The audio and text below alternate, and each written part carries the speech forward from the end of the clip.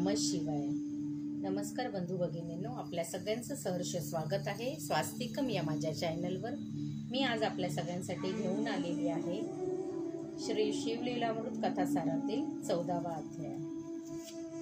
काल मी आपल्याला माळजप कसा करायचा ते पूर्णपणे व्हिडिओच्या सुरुवातीला सांगितलेलं होतं की कशा प्रकारे आपण संकल्प घेऊन आपलं माळजप करू शकता।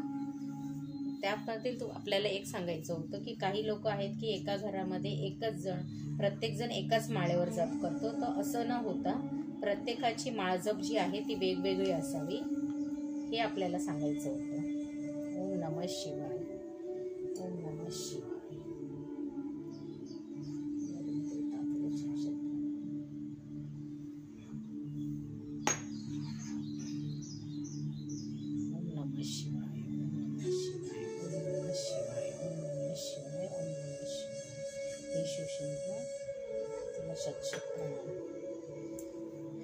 अध्याय 14वा।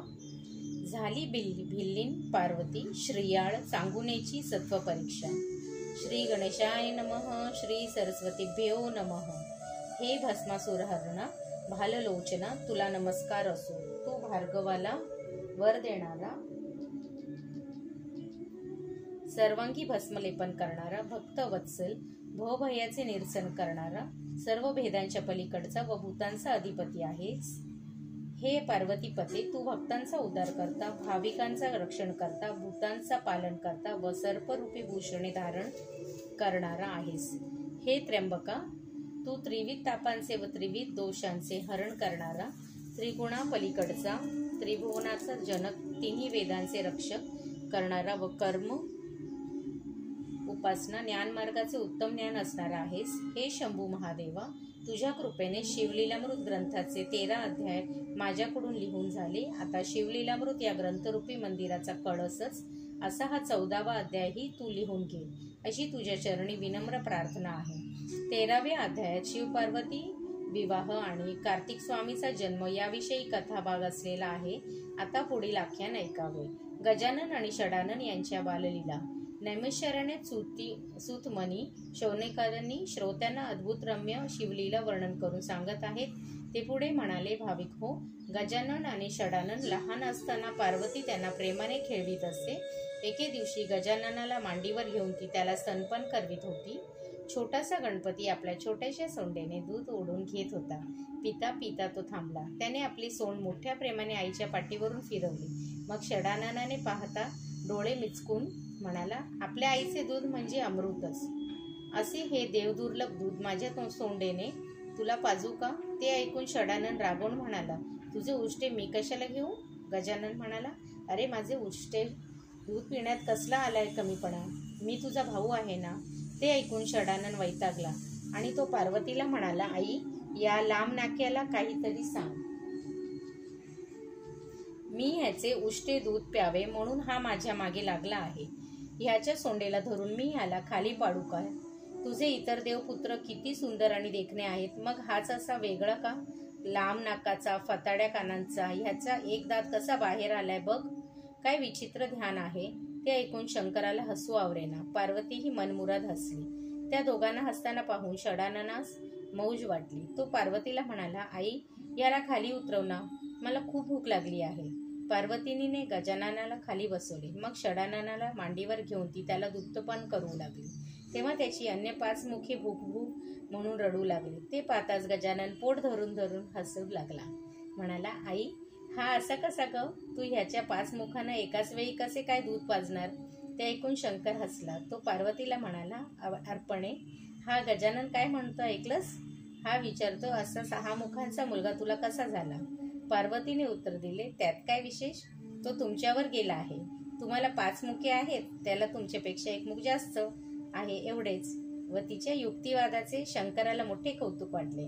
त्याने आपल्या दोन्ही मुलांकडे प्रेमाने पाहिले। अशा प्रकारे त्याच्या बालक्रीडा पाहण्यात एक वेगळाच आनंद असे। गजानन आणि षडानन ह्यांचे एकमेकांवर खूप प्रेम होते। ते एकत्र खेळायचे, गप्पा मारायचे, मस्ती करायचे, कधी एकमेकांवर कुरघोडी करायचे तर कधी तावातावाने भांडायचे। मग त्यांची समजूत काढण्यात मोठीच मजा यायची। एकदा गजानन रडत रडत मातेपाशी आला. तिने त्याला जवळ घेऊन विचारले, का रडतोस बाळा? तो म्हणाला, स्कंदाने माझे कान ओढले. म्हणतो कसा? तुझे कान सुपा एवढे, मग डोळे एवढे बारीक कसे? पार्वतीने स्कंदाला दटावले. तेव्हा तो म्हणाला, मला कशाला रागवतेस? याने माझे डोळे मोजले. 12 डोळ्यांनी कसं काय बघतोस? असं म्हणून हा हसला. पार्वतीने गजाननाकडे पाहिले. तेव्हा आपली बाजू सावरी तो म्हणाला, मग ह्याने माझी सोंड वीतीने का मोजली? षडानन म्हणाला, त्याआधी तू माझे हात मोजलेस, हे का सांगत नाहीस? गणपती भडकला. स्कंदाला उद्देशून तावातावाने म्हणाला, सुरुवात कोणी केली? मोदक खाऊन खाऊन तुझे पोट एवढे मोठे झाले, असे बोलण्याची तुला काय गरज होती? शंकर आणि पार्वती त्यांचे म्हणणे लक्षपूर्वक ऐकत होती. मग पार्वतीने मध्यस्थी केली. दोघांनाही जवळ घेतले. आवडती वस्तू देऊन दोघांनाही खुश केले. शिव आणि पार्वती यांच्यातील एक रंजक संवाद. एक दिवशी शंकर सिंहासनावर बसला होता. पार्वतीने त्याच्या मुखाकडे पाहिले आणि ती खदून हसली. तेव्हा शंकराने विचारले, प्रिये, काय पाहून हसलीस? पार्वती म्हणाली, तुमच्या जटांमध्ये एक स्त्रीची आकृती दिसली म्हणून हसले. शंकर म्हणाला, स्त्रीची आकृती? आणि माझ्या जटेमध्ये? शक्यच नाही, मी माझ्या जटेमध्ये जल धारण केले आहे. त्यावर पार्वती म्हणाली, पण त्या जलामध्ये मला एक सुंदर स्त्रीचे मुख दिसले.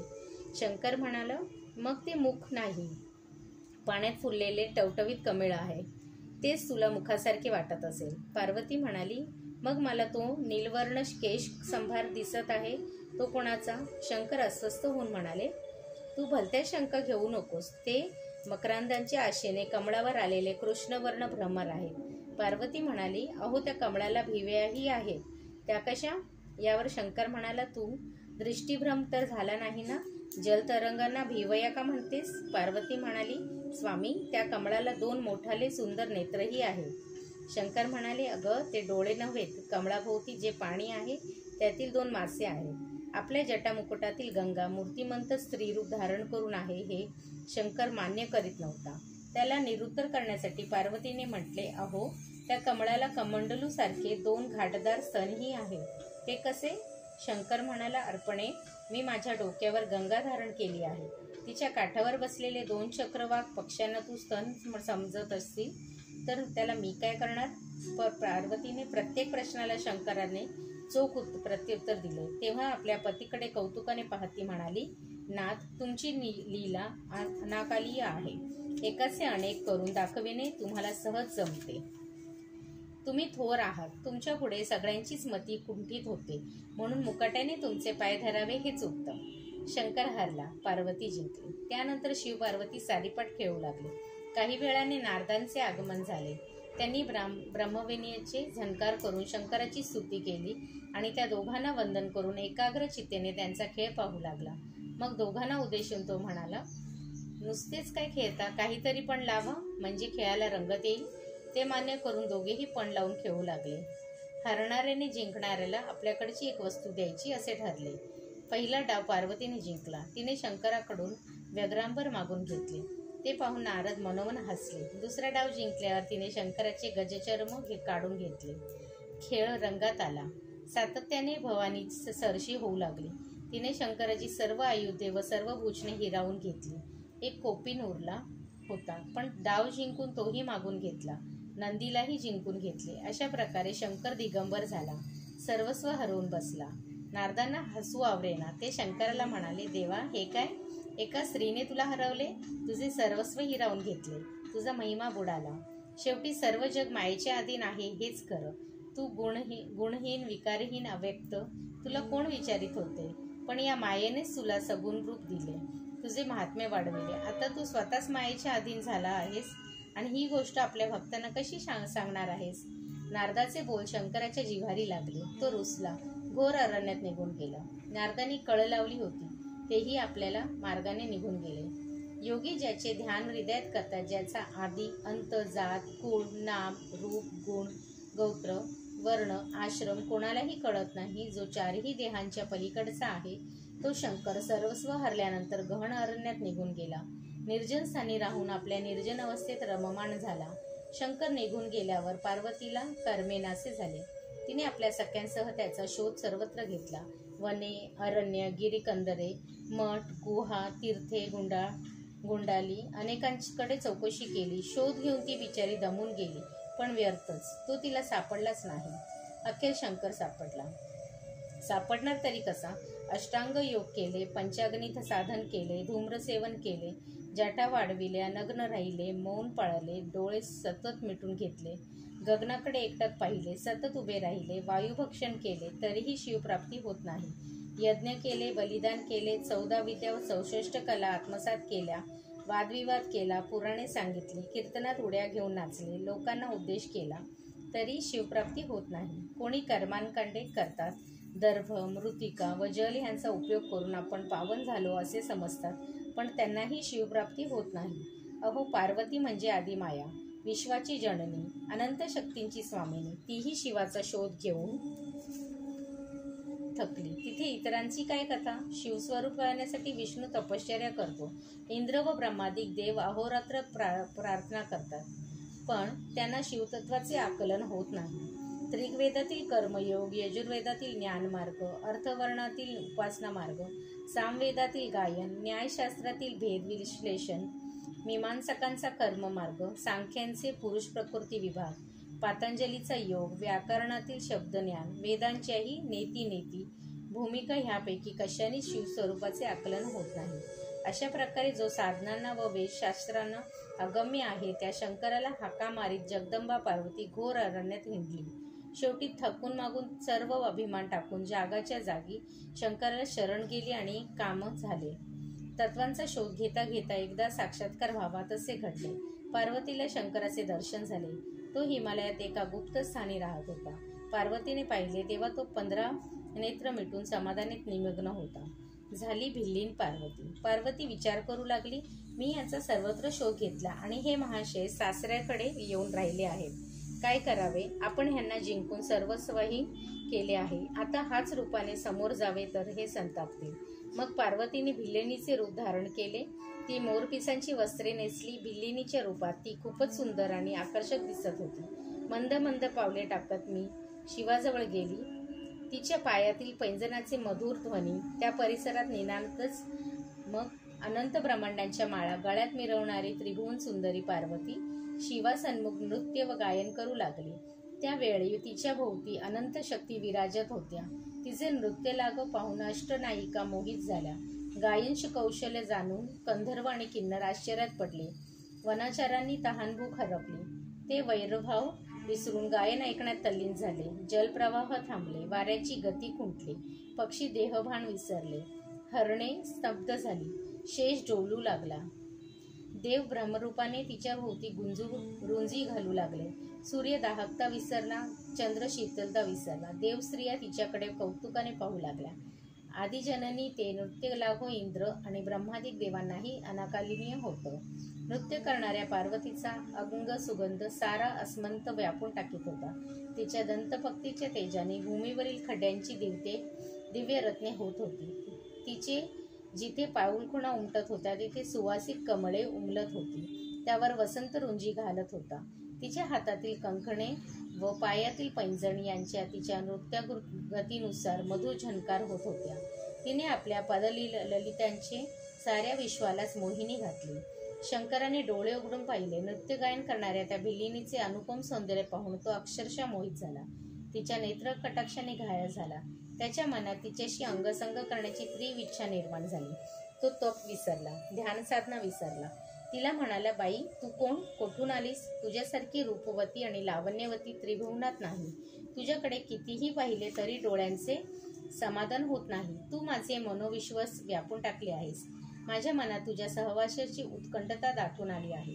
मी तुझ्यात अधीन झालो आहे. तू माझा स्वीकार कर. भिल्लीन म्हणाली, पार्वती ही तुमची पत्नी. तिचे सौंदर्याची उपमाच नाही. तिचे तुमच्यावर किती प्रेम आहे हे साऱ्या जगाला ठाऊक आहे. तरीही तुम्ही तिचा त्याग केलात. कैलास भुवन टाकून या घोर वनात येऊन बसलात. मी परस्त्री आहे हे जाणूनही माझा मोह धरलात.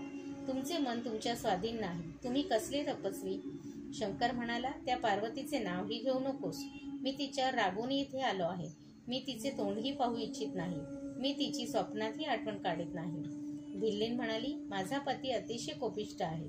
मी तुमच्याशी बोलले एवढे जरी त्याला कळले ना तरी संतापाच्या भरात तो त्रिभुवनाला जाळून टाकेल. शंकर म्हणाला, त्याच्या क्रोधाबद्दल मला काय सांगतेस? पार्वती किती पाषाण हृदय आणि क्रोधी आहे हे तुला माहीत नाही. गेल्या जन्मात तिने रागाच्या भरात दक्षयज्ञ थोडी टाकून दिली.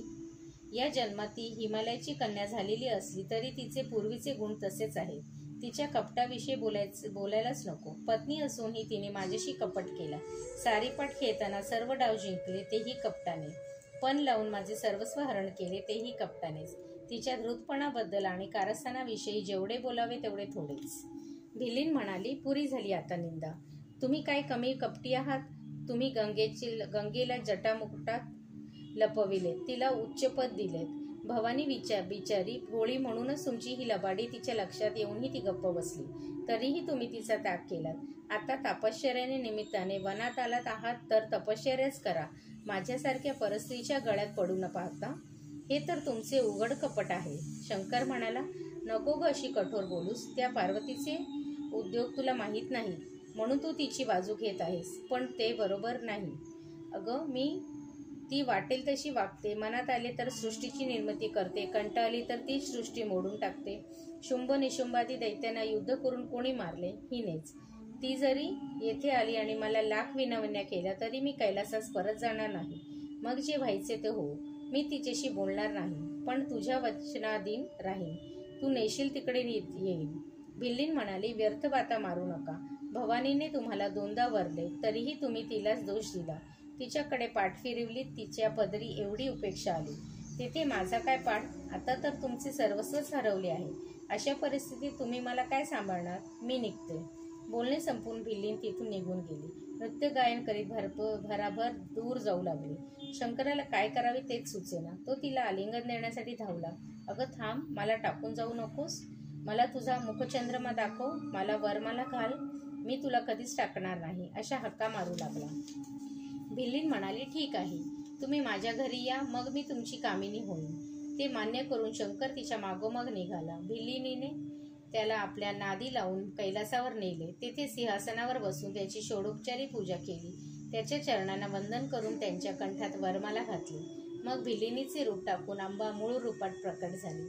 तिला पाहून शंकर थक्कच झाला. आता भांडण मिटले होते. एकमेकांकडे पाहून दोघेही हसू लागले. आज त्यांच्या प्रीतीला वेगळाच बहर आला होता. अंबेने शंकराचे सर्वस्व वैभव विनम्रतेने परत दिले. तेव्हा भवानी, तू धन्य आहेस. नवऱ्याची समजूत कशी काढावी हे स्त्रियांनी तुझ्याकडे शिकावे. तू मला परत आणलेस यातच तुझे प्रेम दिसून येते.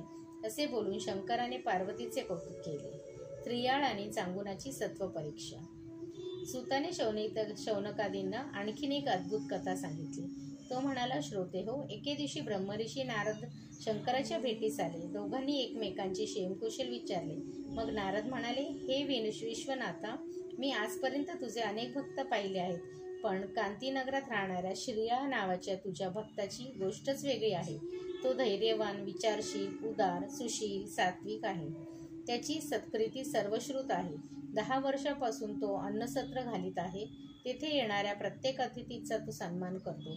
तिला इच्छाभोजन देतो. आता तिने एखादी दुर्लभ गोष्ट मागितली तरी हर प्रयत्नाने तो आणून देतो, अशी त्याची ख्याती आहे. ती तुझा मोठा भक्त आहे. ते ऐकून शंकराला श्रियाळाबद्दल कुतूहल वाटले. त्याने त्याची परीक्षा पाहण्याचे ठरविले. नारद निघून गेल्यावर शंकराने अतिशय घाणेरडे आणि ओंगळवाणे रूप घेतले. दुसऱ्या क्षणी तो श्रियाळाच्या द्वारी आला आणि मोठ्याने ओरडू लागला, मला भूक लागली आहे. इच्छा भोजन देत असाल तरच आता बोलवा, नाहीतर मी तुमचे सत्वच घेऊन जातो. तो अतिथी खूपच कुरूप होता. मुद्राही रागीट होती. त्याचे कठोर वचन ऐकून श्रियाळ आणि त्याची पत्नी चांगुना बाहेर आली. त्यांनी त्या अतिथीला सदावाने वंदन केले. त्याला आदराने घरात नेले. आसनावर बसून त्याची पूजा केली. त्या अवधीत तो जी काही कटू वचने बोलला त्याच्याकडे दुर्लक्ष केले आणि हात जोडून नम्रतेने विचारले, स्वामी, काय आहे आपली इच्छा? अतिथी, मला नरमास खाऊ घाल.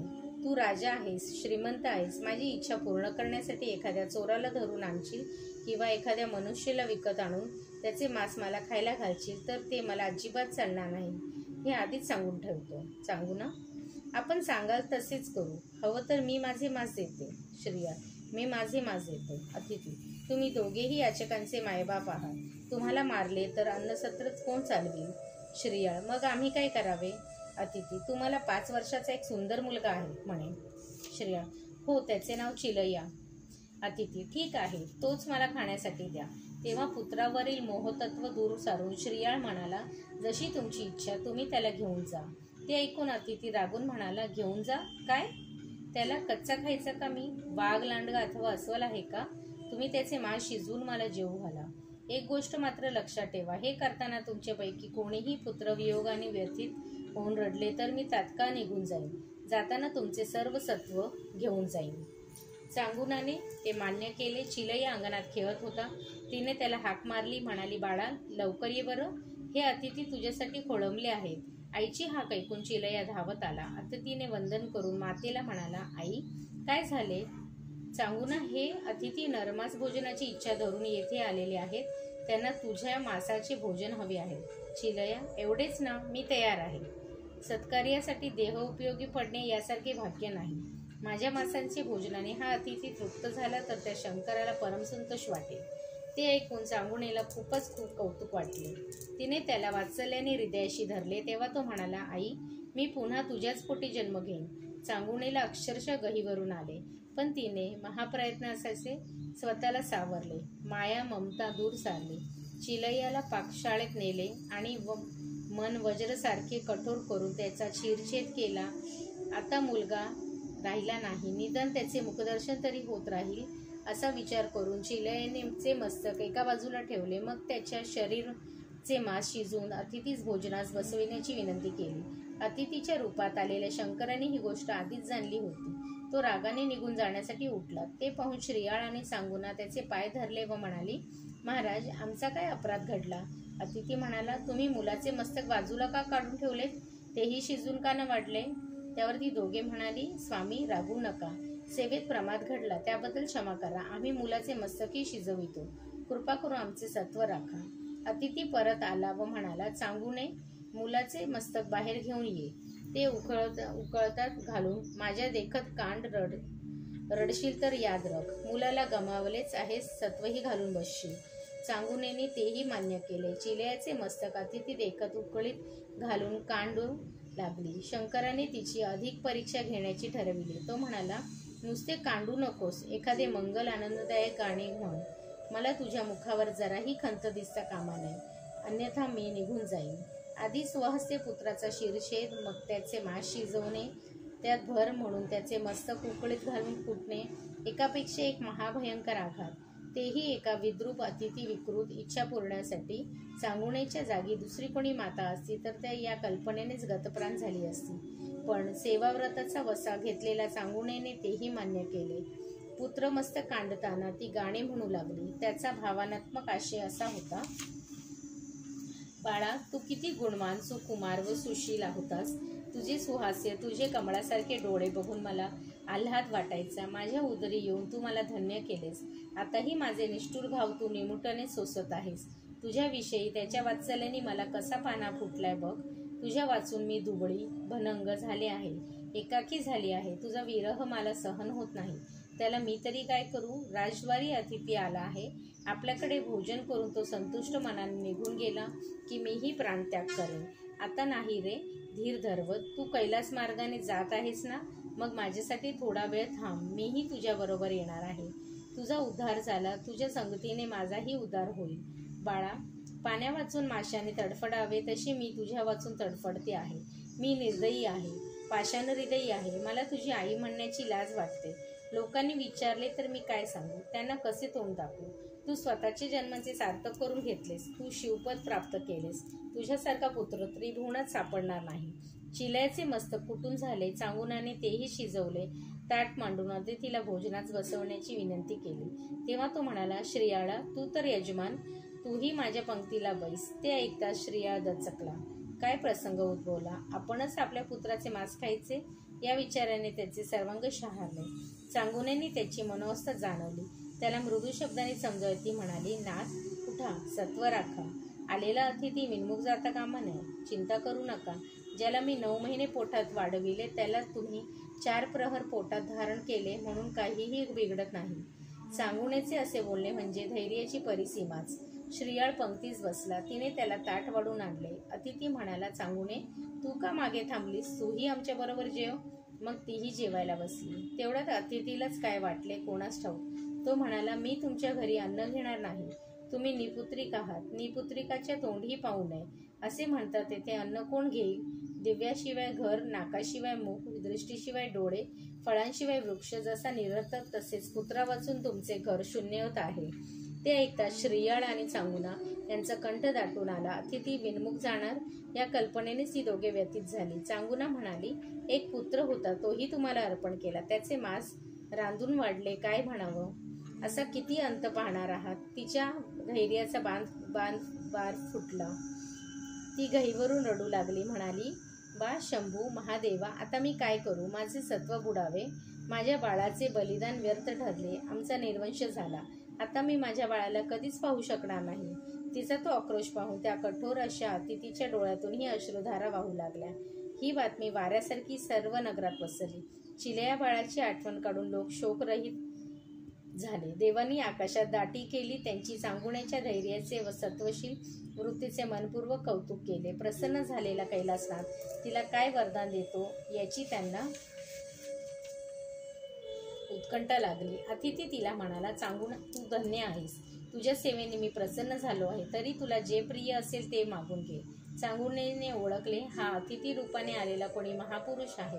ती म्हणाली, लोक मला निपुत्रिक म्हणून हिणवतील, ते मला सहन होणार नाही. कृपा करून हा कलंक धुवून टाका. अतिथी म्हणाला, एवढेच ना? तू चिलयाला हाक मारून बोलव, तू धावत येईल बघ. तेव्हा अतिथीच्या वचनावर पूर्ण विश्वास ठेवून चांगुनेने चिलयाला मोठ्याने हाक मारली. चिलया बाळा, तू खेळण्यामध्ये कुठे गुंतला आहेस? लवकर ये बरं. हे अतिथी जेवायला थांबले आहेत. कधी एकदा तुला पाहीन असे मला झाले आहे. तिने पुन्हा हाक मारली. तर काय आश्चर्य, तिचा चिलया बाळ धावत धावत घरी आला. त्याला पाहून चांगुनास आनंदाश्रू आवरेना. तिने त्याला हृदयाशी कवटाळले. श्रीयाळही प्रेमाने पाहू लागला आणि त्या क्षणी अतिथी रूप टाकून ते शंभू महादेव त्याला साक्षात प्रकट झाला. त्याने आपल्या दाही हाताने चिलयाला आलिंगन दिले. त्यावेळी त्याच्या पाचही मुखांवर खूपच प्रसन्नता दिसत होती. त्याने चिलयाला आपल्या मांडीवर बसविले आणि वरदहस्त त्याच्या मस्तकावरून फिरवला. श्रीयाळ आणि चांगुना यांचा आनंद काय वर्णन करावा. समोर आपल्या आराध्य दैवत पाहून त्या दोघांनाही त्यांच्या चरणावर लोळण घेतली. त्या मंगल प्रसंगी देवांनाही अपार पुष्पवृष्टी केली. दुदुंबी वाजविल्या. नागरिकांच्या आनंदाला उधाण आले. अपूर्व दृश्य पाहण्यासाठी तो धावत निघाले. शिवकृपेने श्रीयाळ आणि चांगुना यास दिव्य स्वरूप प्राप्त झाले. त्यांनी चिलयाला कांतीनगराच्याच राजसिंहासनावर बसवले. राज्यकारभाराची सर्व सूत्रे त्या सचिवाच्या हाती दिली. नागरिकांचे सांत्वन केले. शंकरांनी त्या दोघांना दिव्य विमानाने शिवलोकी नेले. त्यांच्या पुण्याईचे कांतीनगरात सौख्य नांदू लागले. तेथील सर्वांचे कल्याण झाले. फलश्रुती श्रीधर स्वामी म्हणतो, ब्रह्मानंद अभंग आहे. तो जसा कालत्रयी विटत नाही, तशी श्री गुरु ब्रह्मानंदाची माझ्यावर जी कृपा आहे ती अखंड राहू. त्याच्याच प्रसादाने हा शिवलीलामृत ग्रंथ 14 अध्यायापर्यंत लिहून पूर्ण झाला. हा 14वा अध्याय म्हणजे 14 भुवने व 14 विद्यांचे सार आहे. 14 अध्यायांचा हा ग्रंथ म्हणजे 14 गाठींचा अनंत आहे. हा ग्रंथ म्हणजे 14 खोल्यांचे शिवमंदिर, 14 कांडांचे वेद, 14 रत्नांचा एकत्रित प्रकाश, 14 पावलात घडणारी गया यात्रा. हा 14 लोकांमध्ये प्रिय आहे. या ग्रंथाचे श्रवण, पठण व लेखन केल्याने, यांचे प्रेमाने संरक्षण केल्याने, यास अनुमोदन दिल्याने व याचा निधिध्यास घेल्याने सर्वांना समन फळ मिळते. शंकर त्यांच्यावर कृपाछत्र छाया धरील. त्यांना आयुष्य, आरोग्य, सर्व प्रकारचे ऐश्वर्य प्राप्त होईल. त्यांच्या आदिव्याधी नष्ट होतील. वंध्येला पुत्रसंतान होईल. पुष्कळ काळावर दुरावलेल्या पिता व बंधू यांच्या भेटीगाठी होतील. घरात भरपूर संपत्ती येईल. ऋणमोचन होईल. दक्षिणाभिमुख बसून या ग्रंथाचे वाचन केल्याने शत्रूंचा नाश होईल. वैरी निष्प्रभ होईल. या ग्रंथाची भावभक्तीने 100 पारायणे केल्यास शिवभक्त पुत्र होईल. ज्याच्या घरी हा ग्रंथ असेल तेथे भूतपिशाच बाधा होणार नाही. 3 महिने या ग्रंथाचे नित्य वाचन केल्यास सर्व संकटाचे निरसन होईल. या ग्रंथाचे वाचन करून तशी प्रत्यक्ष प्रचिती घ्यावी. या ग्रंथाची पूजा सोमवारी करावी. शंकराला आपले गाऱ्हाणे सांगून अध्याय वाचनास प्रारंभ करावा. प्रदोष काळात या शिवरात्रीत शुचिर्भूत होऊन शयन करावे. शंकर स्वप्नात येऊन स्वतःच मार्गदर्शन करेल. येणाऱ्या सर्व संकटाचे निवारण करेल. प्रत्येक अध्यायाची फलश्रुती वेगळीच सांगितली आहे. अवतरणिका. या ग्रंथाच्या पहिल्या अध्यायात मंगलाचरणात शिवस्तुती केलेली आहे.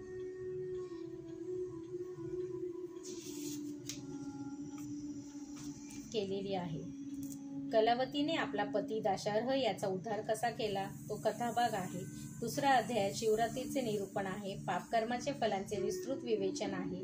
तिसऱ्या अध्यायात गौतमाचे मार्गदर्शन आहे करून कल्माशपादाचा उद्धार केल्याची कथा आहे. चौथ्या अध्यायात महाकाळेश्वराची पूजा करून गोप बाळाचे कल्याण झाले त्याचे आख्यान आहे. पाचव्या अध्यायात तो उमा ब्राह्मणीने जंगलात सापडलेल्या राजपुत्राचे पालन पोषण केल्याचे व शिवकृपेने त्याला राजपद कसे लाभले त्याची कथा आहे. सहाव्या अध्यायात सीमांतनीचे पुण्यकारक आख्यान आहे. सातव्या आणि आठव्या अध्यायात भद्रायू राजाची कथा आहे. नवव्या अध्यायात ब्रह्मराक्षस झालेला दुर्जय राजाचा वामदेवाच्या अंगस्पर्शीने उद्धार झाल्याची सुंदर कथा आहे. दहाव्यात शारदेची आणि इतर. अकराव्यात महानंद आणि भद्रसेन यांची कथा समाविष्ट आहे. त्यात रुद्राक्ष महिमाही विशद केलेला आहे. 12व्या विदुर आणि बहुला यांच्या उद्धाराची व भस्मासुराची कथा आहे. 13व्यात शिवगौरीचे लग्नाची. 14व्यात शिव पार्वती विनोद आणि गौरी भिल्लीन झाली त्याची कथा आहे. त्यात श्रिया राजाचे अद्भुत चरित्र सांगितले आहे. श्रीधर कवींचे निवेदन. कवी म्हणतो, श्री गुरु ब्रह्मानंदाचा कृपाप्रसाद लाभलेला हा त्यांचा शिष्य आनंद संप्रदाय आहे. क्षीरसागरात वास करणाऱ्या विष्णूने सर्वप्रथम ते ब्रह्मदेवाला ज्ञानोपदेश केला. तेथून अत्रि ऋषी, दत्तात्रय, सदानंद, रामानंद, अमलानंद, ब्रह्मानंद, कल्याण येथे राहणार, सहजानंद, पूर्णानंद, दत्तानंद, ब्रह्मानंद या गुरुविषयी शिष्य परंपरेने त्या ज्ञानाचा प्रचार आणि प्रसार झाला. या परंपरेतील दत्तानंद हे माझे आजोबा. पंढरपूरच्या नैऋत्यास 4 योजनावर वसलेले मनाजरे माझी ब्रह्मानंद राहत आहेत. ते सरकारी लेखन कार्य करायचे. सावित्री ही त्यांची पत्नी. ते ब्रह्मानंदच माझे पिता व गुरु आहे. पुत्रे तर पंढरपुरास गेले. तेथे विधिवत संन्यास दीक्षा घेतली. तेथेच त्यांची समाधी आहे. ब्रह्मकमंडलूच्या तीरावर बसलेल्या बारामतीस फाल्गुन पौर्णिमा शके 1640 रोजी विलंबी नाव सत्वसरात शिवलीलामृत हा संपूर्ण ग्रंथ लिहिला.